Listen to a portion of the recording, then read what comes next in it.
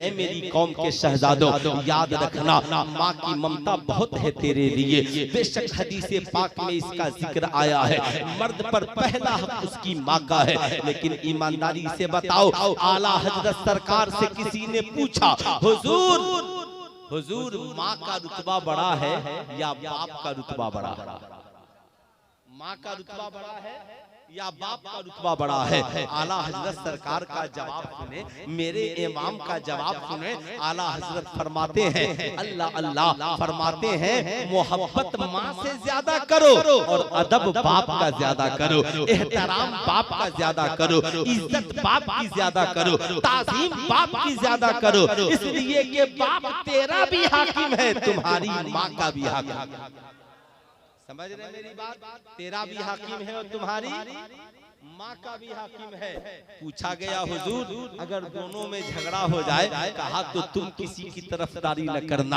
आज हम साहब बाप के तरफ से माँ को और माँ के तरफ से बाप को बोल देते हैं। मना हुआ, कहा नहीं नहीं, बोलने की जरूरत नहीं है। आला हजरत सरकार फरमाते हैं, तुम्हारी जिम्मेदारी है दोनों में सुलह करा दो। अगर बाप हाथ उठा दे तो अपने पुष्ट को माँ के बचाने के लिए बढ़ा दो, ये तुम्हारी जिम्मेदारी है। ऐ मेरी कौम के शहजादों, खूब याद रखना, आज माँ तो दुनिया से चली गई, लेकिन अब बाप के लिए क्या हुक्म है? अब क्या बाप को छोड़ दिया जाएगा? ना ना ना, अब तुम्हारे बाप की जिंदगी में तुम्हारी जिम्मेदारी बढ़ जाती है। अब माँ दुनिया में नहीं रही, अब तेरे बाप की जो जरूरतें हैं, जो तेरी माँ पूरा करती थी, माँ पूरा किया करती थी। अल्लाह अल्लाह, जब तेरा बाप फजर की नमाज पढ़ कर आता था तो तेरी माँ चाय ला कर देती थी, नाश्ते का ख्याल रखती थी, कपड़ा धुलने का ख्याल रखती थी, साहब के बाप की खिदमत का ख्याल रखती थी। अब माँ तो दुनिया में नहीं रही, तो अब औलाद की जिम्मेदारी बढ़ गई। अब्बा जान फिक्र न करें, हम तो माँ का हक अदा नहीं कर सकते, हम तो माँ की तरह आपसे मोहब्बत नहीं कर सकते, मगर अब्बा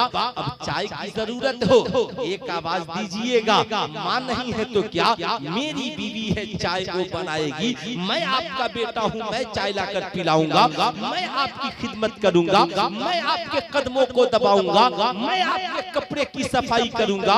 ये मेरे बाप, आप फिक्र न करें, आप दिल की बात कहने के लिए ये आपका बेटा काफी है। अपने बाप का ख्याल रखना। आज के बाद जब दस्तरखान पे बैठना तो बाप को छोड़कर न बैठना। ऐसा ना हो कि तुम माँ बाप को तकलीफ दो, तो बता जरा ईमानदारी से, अगर बाप को तकलीफ दोगे तो क्या तुम्हारी माँ की रूह खुश होगी?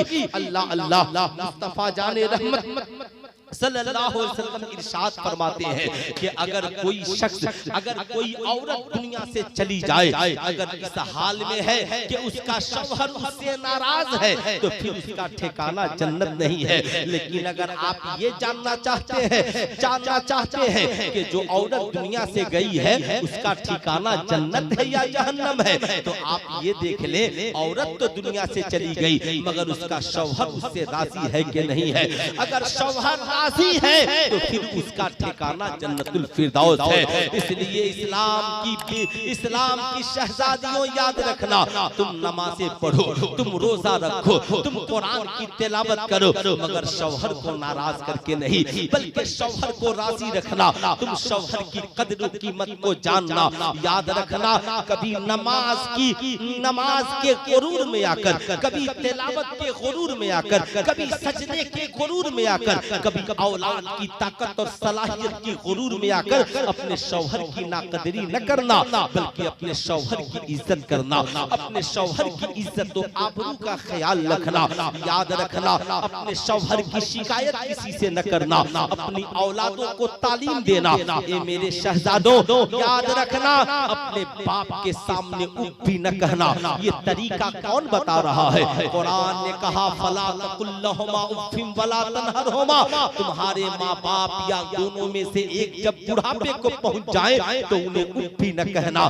मैं आपको बताना चाहूंगा ये तरबियत कौन देगी? हमारी माँ देगी। आज मैं देखता हूँ कि हमारी माएँ जब औलादों की पैदाइश के बाद शौहरों को ताना देती हैं, कहती हैं अब अल्लाह ने मुझे बेटा दे दिया है, अब जिंदगी में तेरी जरूरत नहीं है, अब मेरा बेटा जवान हो गया है, अब मुझे तेरी कमाई की जरूरत नहीं है। वो हर अदा से अपने शौहरों को नाराज करती हैं, बेटों पर इतराती हैं। मैं उन माओं से कहना चाहूंगा खुदारा ऐसा सलूक अपने शौहरों के साथ न करें। आपका बेटा चाहे कितना बड़ा पढ़ लिख करके बन जाए, लेकिन आपका शौहर अगर आपसे राजी नहीं है तो फिर आपका ठिकाना जन्नत नहीं होगा। इसलिए याद रखने की जरूरत है, आप अपनी जिंदगी में सीरते फातिमा ज़हरा को अपनाएं। अल्लाह अल्लाह सैयदा खातूने जन्नत है, सैयदा खातूने जन्नत है। सरकार मौलाए कायनात से निकाह के बाद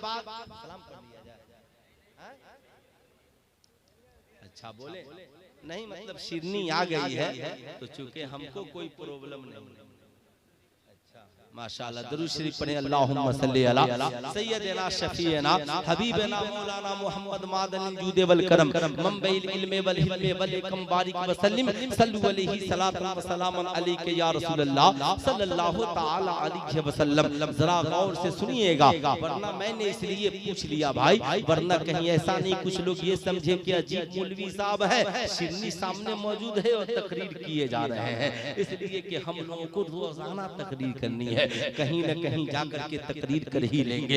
इसलिए गौर से सुनिएगा, साहब निकाह के बाद सरकार मौलाए कायनात के घर जाती है। सरकार मौलाए कायनात ने अपनी शरीके हयात साहब शरीके हयात सैयदा फातिमा ज़हरा से इरशाद फरमाते हैं, ऐ फातिमा मुझे जिहाद में जाना है, एक काम करो कुछ ज़्यादा सफर तैयार कर दो। सैयदा खातूने जन्नत है, अपने शौहरे नामदार सरकार मौलाए कायनात हजरत अली के लिए घर में जितना आटा था सबकी रोटियां बना देती है। सरकार मौलाए कायनात को देती है, कहती हैं आका आप भी खा लेंगे, बाबा को भी खिला देंगे और साथियों को भी खिला देंगे। अल्लाह अल्लाह सरकार मौलाए कायनात रोटियां लेकर ज़्यादा सफर लेकर चल पड़े। साहब मैदाने जंग में गए। 10 दिनों के बाद मैदाने जंग से वापसी हुई। जब घर में कदम रखा, आह क्या इंतजाम था, क्या तरीका था। जब साहब सरकार मौलाए कायनात घर की दहलीज पर पहुंचे तो सैयदा खातूने जन्नत मुस्कुराते हुए दरवाजे के करीब तशरीफ लाती है।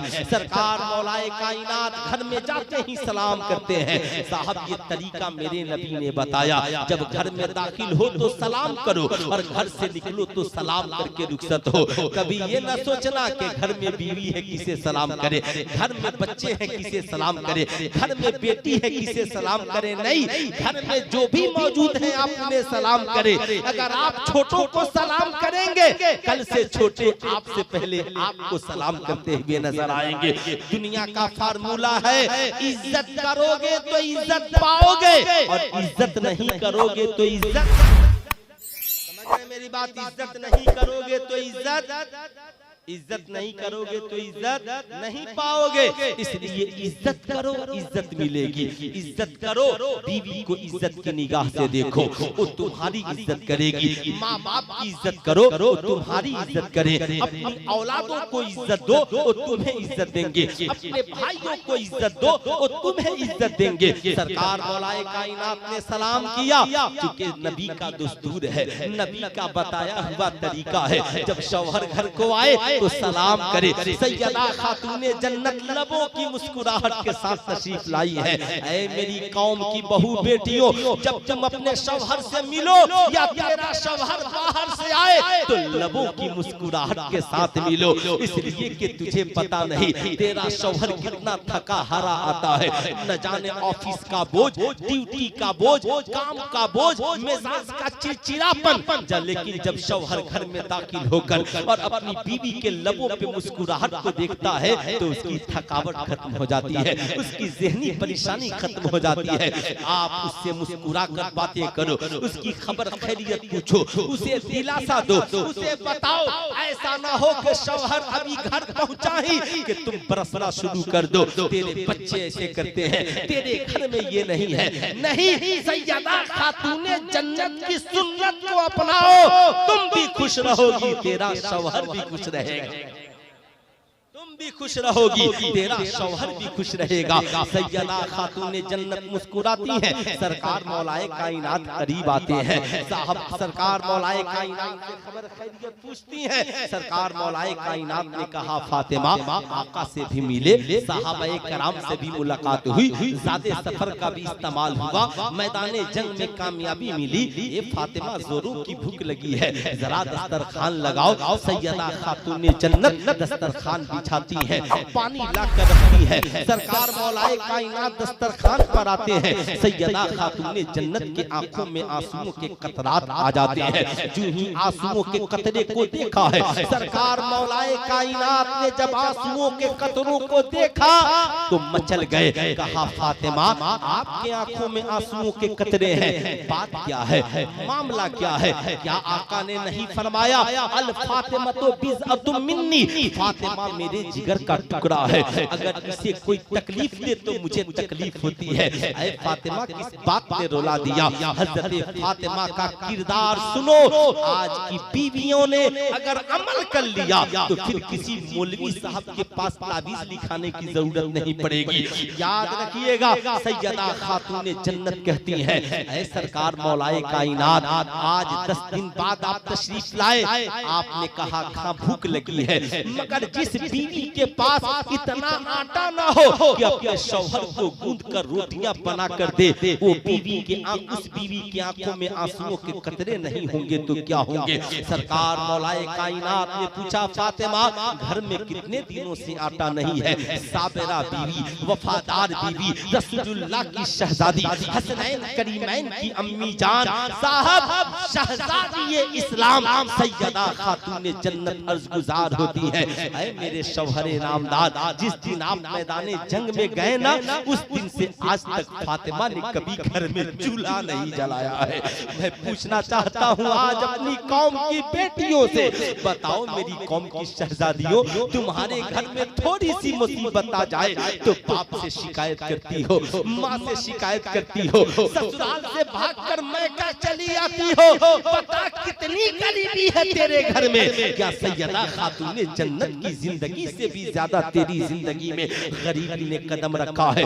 10 दिन हो गए चूल्हा नहीं जला है। सरकार मौलाए कायनात ने जब सुना कि 10 दिन से फातिमा ने कुछ नहीं खाया, आंखों में आंसू आ गए। सरकार मौलाए कायनात के जब आंखों में आंसू आए, वफादार बीवी मचल गई, मचल कर बोल पड़ी है मेरे शौहरे नामदार आपको किस बात ने रुला दिया?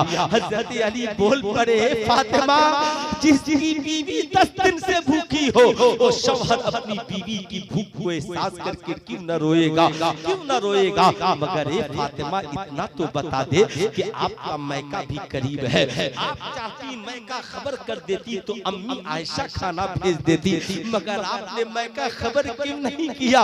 हजरत फातिमा मचल गई, कहती है मेरे शौहरे नामदार जब मैं घर से चली थी तो मेरे बाबा ने कहा था ए बेटी फातिमा कुरान तेरे बाबा पे नाजिल हुआ है, तुम कुरान की पढ़ने वाली हो, कुरान की आबरू रखना। कुरान में रब फरमाता है हुन्ना लिबासुल लकुम व अंतुम लिबासुल लहुन्ना, तुम मर्द औरत के लिए पर्दा है, औरत मर्द के लिए पर्दा है। ऐ मेरे शौहरे नामदार मैं फातिमा भूखी रहना तो गवारा कर सकती हूँ, मगर ससुराल की गुर्बती को मैका में बयान करना गवारा नहीं कर सकती, इसलिए कि मेरे ससुराल वाले जान जाएंगे कि फातिमा के ससुराल में गरीबी ने कदम रख दिया। ये कौन है जिनके नाम पे हमारी कौम की बेटियां फातिहा करती हैं, जिनके नाम पे हम अपनी बच्चियों के नाम रखते हैं। हजरत अली ने पूछा, फातिमा मायका खबर नहीं कर सकती तो कम से कम पड़ोसियों से कह दिया होता। सैयदा खातूने जन्नत है, कहती हैं ए अली, अगर पड़ोसियों से कह देती तो पड़ोसी जान जाते कि अली के घर में गरीबी ने कदम रख दिया है। फातिमा भूखे रहना गवारा कर सकती है, मगर पड़ोसियों के दरमियान अपने शौहर की गरीबी को बयान करना गवारा नहीं कर सकती।